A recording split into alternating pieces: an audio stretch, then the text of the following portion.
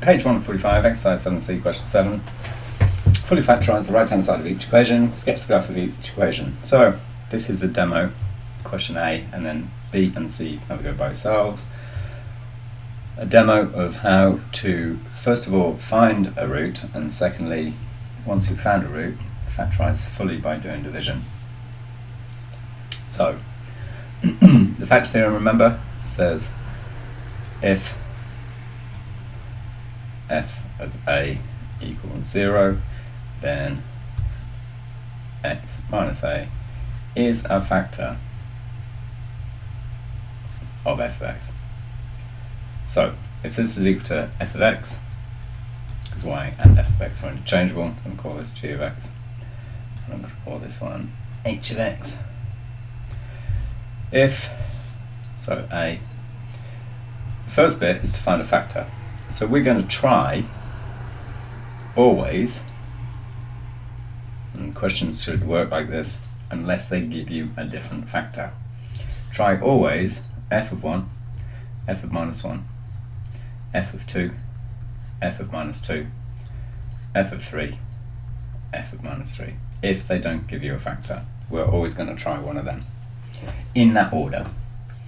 But the factors that we try, 1, minus 1, 2, minus 2, 3, minus 3, need to be a factor of that last number that we get there. And we can see that 2's won't work on this one, they won't work on that one, but they might work on the last one. So we're going to try f of 1. So f of 1 is equal to 2 1s are 2, 5 1s are 5, add them up, 4 1s are 4, take it away, and take away 3, and that's equal to 0. Hooray! We found a factor straight away, so we can write down x minus 1 is a factor. We then do division. We then do x minus 1 into, bus stop, 2x cubed plus 5x squared, take away 4x minus 3. And this process is very similar to doing something like 17 into 5, 6, 7, 8. Let's try 5, 6, 7, 8. 17 divided by 5, 6, 5, 6, 7, 8 divided by 17. I don't know, I just made it up. Yes, it does. Haha. 17 into 5, 6, 7, 8.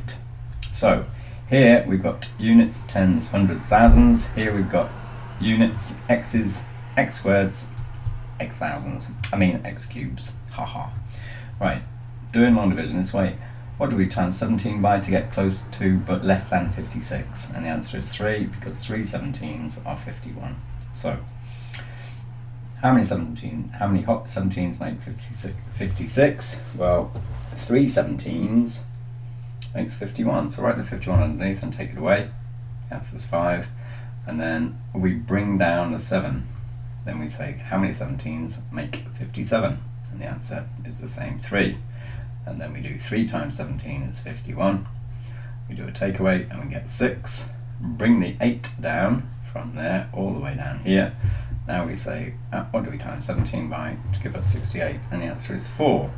4 times 17, 68. We do a takeaway, and last, right at the end, we get 0. So 17 divides exactly into 5, 6, 7, 8 with no remainder, and the answer is 3, 3, 4.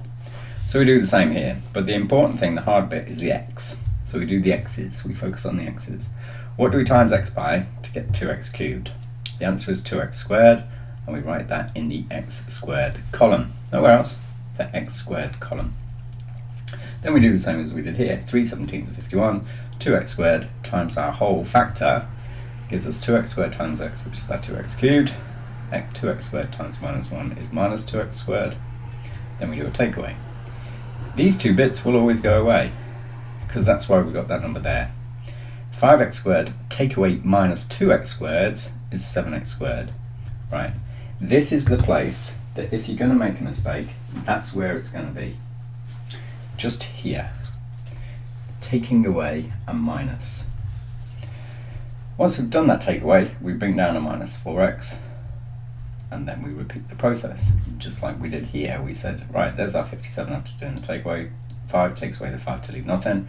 6 takes 1 to leave 5, bringing the 7 down.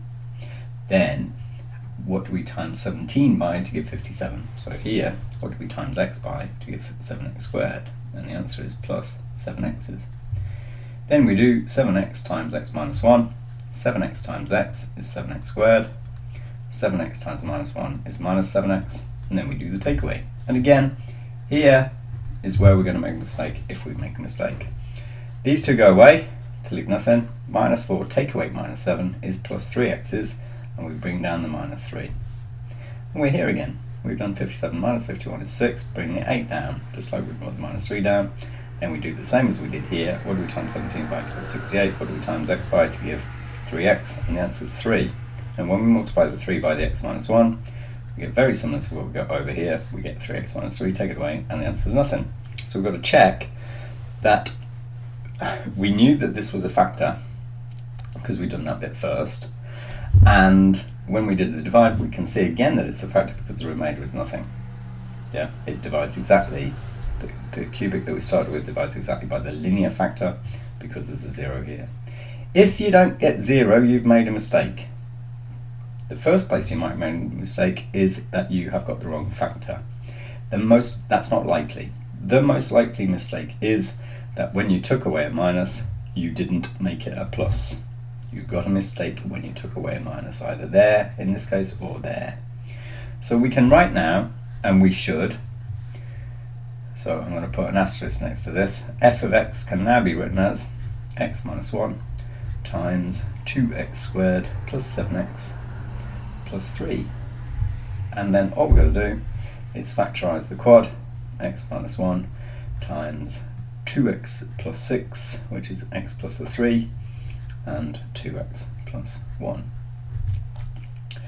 And we fully factorised. If we want to sketch our graph, then our roots are x equals 1, x equals minus 3, and x equals minus a half. When we sketch our graph, then we know we're going to get a positive cubic, and this one has got roots of minus 3 and minus a half and plus 1. So that's minus 3, this is minus a half, and this is 1, common or, common or, common or.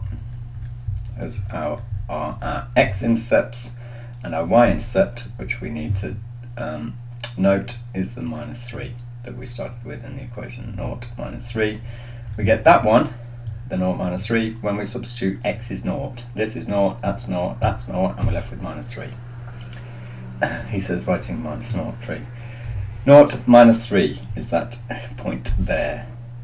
1, 0, because we've just solved f of x equals 0, 0 equals to give us x equals 1, x equals minus 3, and x equals a half. When we replace the f of x by the y again, the y value is nothing, x is 1, or y is 0, x is minus 3, or y is 0, x is minus half.